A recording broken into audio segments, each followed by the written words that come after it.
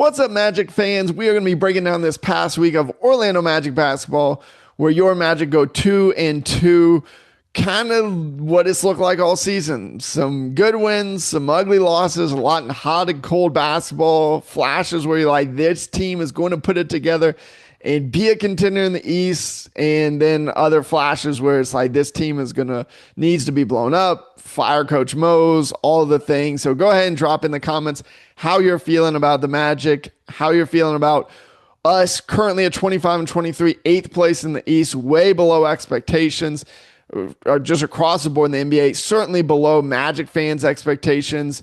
And I want to get into a rhythm of breaking down each week of Orlando Magic basketball. So go ahead and help a brand new Magic channel out by hitting like, hitting subscribe, getting this to more Magic fans. We're going to be looking at the good, the bad, and the ugly from this past week. Let's go ahead and start with the good, and that is none other than Desmond Bane. You look at these past four games, played four tough teams, right? You played the Cavaliers in Cleveland. You lost 114-98. It's part of that ugly four-game losing streak where the Magic lost by 18.5 points on average. One of our worst losing streaks in a long time, and we've had some bad basketball in Orlando. So glad we finally broke out of that and got a win on Wednesday night, 133-124 against the Heat in Miami. And then won back at home against the Raptors, 130-120.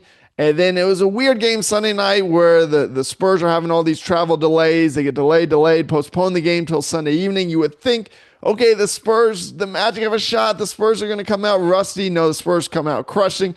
Oh, well, the Magic make a run. It's going to be a close game. The Spurs are coming off a back-to-back game. They're going to be tired in the second half. No, Spurs close out the game easily. Much bigger of a win. Looks a lot closer than it really was at 112-103 for the Spurs. But Desmond Bane, here's where I want to start. He's been shooting lights out finally. The Magic have been desperate for shooting, and right now it's kind of really only Desmond Bane and then occasionally Anthony Black as well. But look at this. Last four games, he's taken at least 15 shots, shooting a ridiculous percentage from the field. Almost 60%, 73%, 62%. Had that 7 out of 10 3-point game where he drops 32 points against the Raptors. In fact, when Dez goes for more than 30 points, Magic are 6-0 this season. So get Desmond the ball, get him the rock. Should have shot more three-pointers. Sunday night was kind of odd, especially just with how well he's shooting, that he didn't take more shots. That's something I want to see, certainly from Bane going forward. But you look at January, Desmond Bane had this stat, the only guy in the NBA to do this, over 50% from the field, field goal percentage, over 40% from three-point percentage, and over 90% from the foul line. Finally, you're starting to see him in his flow, in his bag. You see the reason why the Magic went all in on him. It's part of the reason I'm still so frustrated on this team, because Desmond Bane, I even thought when he was struggling, I'm like, this guy is the perfect fit. This dude just fits the energy, the intensity, the style of basketball. You love to have him on your team because he's going to throw guys on the ground. He's going to get technicals, but he plays physical, and he's a shooter, which the Magic are also allergic to shooting. So getting a guy like that, having him start to get in this rhythm is going to be huge. It helped us get those 2 wins because honestly, if he doesn't shoot that well, we don't win either of those games. We're looking at a 6 or 7 game losing streak here. The other good is Anthony Black. Did not play very well Sunday, but the other 3 games were strong. He is the Magic's best two-way player, just in terms of starting lineup. Jalen Suggs, yes, but Suggs had such a weird year, and offensively, I don't know what to even say about Suggs a lot of times. But Anthony Black, it's been covered, hit on a lot. He just turned 22, and just the transformation he's had this year. Shout out to assistant coach for the Magic, God has completely transformed his game. From the beginning of the season, Magic fans are like, do we trade this guy at the quote-unquote peak of his trade value, which I hated. I'm like, why would you? He's cheap and he's got this sky-high potential. You drafted him 6 overall just 3 years ago, less than 3 years ago, and he's showing you that he is a huge part of the Magic's success in the present when we do find a way to win, and he's a big part of the future for the Magic. But again, that two-way playing, some just ridiculous numbers when you look at stocks, blocks and steals combined. 6 against the Heat, 4 against the Cavs, another 2 steals against the Spurs, 1 block against the Raptors. And when his offense gets going, notice the 2 games the Magic lost was not as pretty. 14 points, 2 for 9 from 3, 4 for 12 from the field, 11 and 14 points. But when he's feeling it, 5 for 11, 11 for 19, the Magic do well and find ways to win. So shout out to Anthony Black, continues to build on that success. He's going to be more hot and cold because this is his first breakout year. This is his first year in the starting lineup. He still just turned 22. But you got to give Anthony Black so much credit. Over the last 20 games, he's essentially averaging 25 and 5. So ton to be excited there. The last good that I'll cover is Paolo has broken out of that slump. He's been able to get to the free throw line. All those crazy people saying trade Paolo, no way. He has been tearing it up. Had back-to-back 30-point games, 37 points against the Cavs, where unfortunately he was kind of the only guy to show up, especially offensively against the Cavs. But he's shooting at a good clip, 47, 48, 62%, 50%. The free throw numbers is what I love. He's being back to his aggressive style. He's averaged 11 free throws these last 4 games, shooting pretty good from the line, somewhere in that mid to high 70%. Would love to see that higher. And then he's been a beast on the glass, where the Magic have struggled at times on the boards. Wendell Carter had one of his worst games by his own admission on Sunday against the Spurs.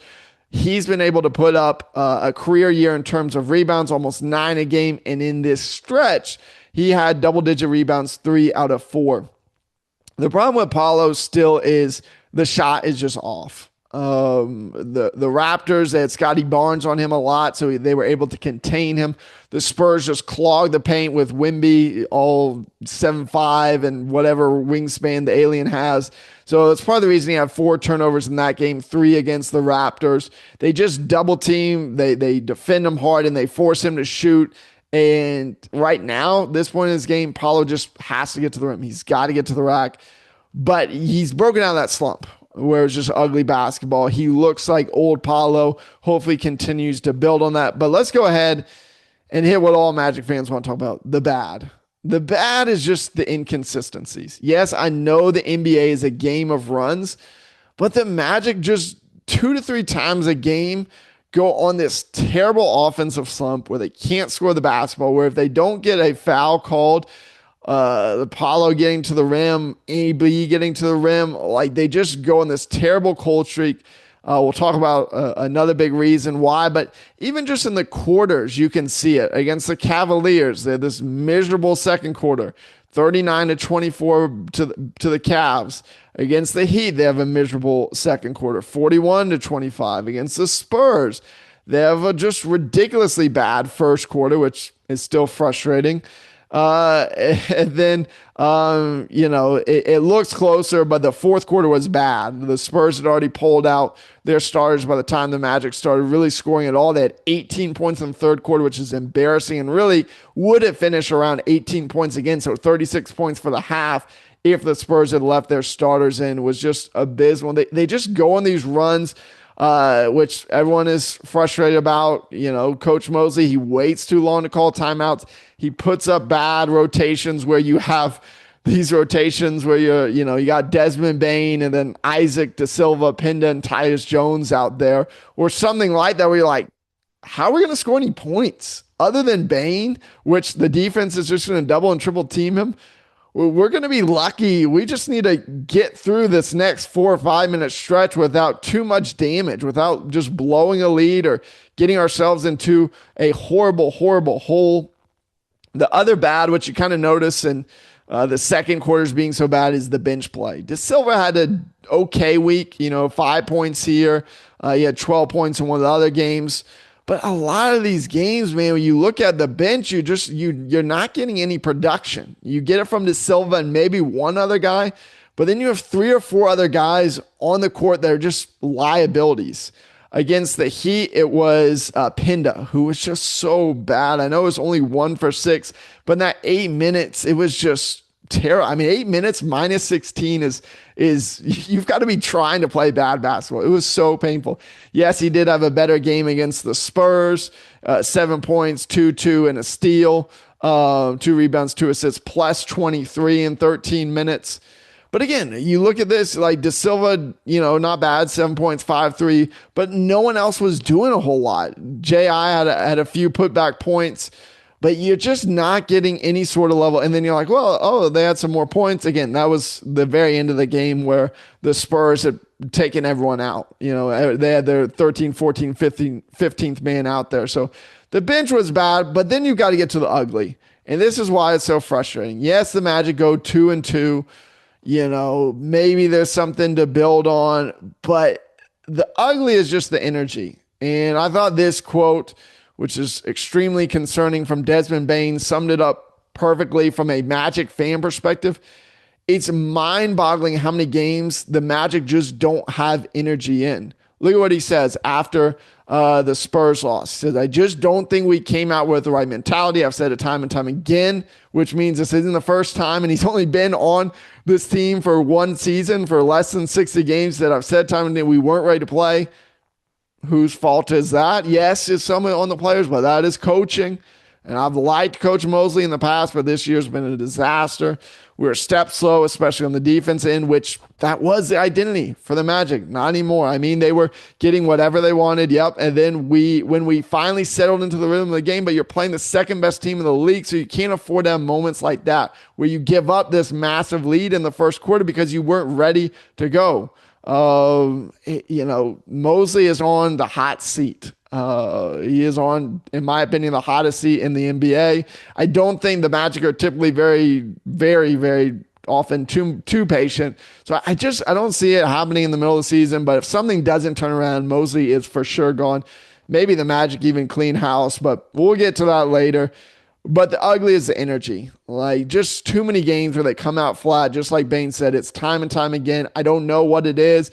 Something has got to change. We thought, oh, well, maybe Suggs coming back. Yes, we saw the energy in the Heat game. Maybe it's getting Franz back, but we've seen Franz back and still have these same problems. And then the other ugly part is just the identity of this team. Like, what is the identity of the Orlando Magic right now? Honestly. Like, drop in the comments, what is the identity of this team? Because to me, it's nothing other than extremely inconsistent, extremely hot and cold, extremely, good 1 minute, horrible the next. Look like a top 5 team to look like a bottom 5 team, often in the same game, just, different points of the game. They've lost what has been the identity under the Orlando Magic, and especially with Jamahl Mosley, and that's on the defense. And they've been average on defense, average on offense, average on defense, average record overall. It's what he said. He's like, we're a step slow, especially on the defense end. It's what they say all the time, and yet nothing has changed in nearly 60 games of basketball. So let's go ahead and look at the next week. The Magic have 3 games this week. You have Tuesday against one of the best teams in the NBA and the best team at home in the Oklahoma City Thunder. And then you have 2 home games. You've got to find a way to go 2-1. Now it's the Magic. They're probably going to find a way to go 1-2. Fortunately, the Nets are horrible. They're so bad. They had a play on Sunday night against the Pistons where Cade Cunningham missed a free throw and the Nets guy bats it in himself, own goal. You don't really see that in the NBA. The Nets are bad. The Magic have won 8 in a row. You absolutely have to win that game. It would not shock me if the Magic find a way to lose or find a way to make it way too close, but the Nets are brutally bad. The Jazz, the Magic had a great game against them. They won by 1 at the end of December, so I'm expecting a close game. You've got to find a way to win that game. Unless you can somehow beat the Thunder in OKC, which again, the Magic are hot and cold, so nothing would shock me. It wouldn't shock me if we lose by 30. It wouldn't shock me if we find a way to win this game by 3. The Thunder do have some injuries. The Magic will still be missing Franz, but other than that, everyone should be available. But you've got to go 2-1. Obviously, 3-0 would be amazing, but you've got to start stacking wins. You've got to start getting momentum and start making your way towards creeping up at least into the top 6. We don't need to be a play-in team. You really need to find your way into the top four where you get home court advantage. The Magic in the playoffs have been good at home. Orlando has gone crazy. Find a way to get back into the top four. All right, that's all I've got. I don't have anything else. That's the good, the bad, the ugly of this past week. Hopefully a lot more good for next week. Hopefully less bad and maybe no ugly. Maybe 3-0. We'll see. Drop your predictions for what you think the Magic will do this coming week. Again, hit like, hit subscribe, share this with other Magic fans. We've got to stick in this together. We need each other. Let's go Magic. Hopefully we get to play the song a bunch this week.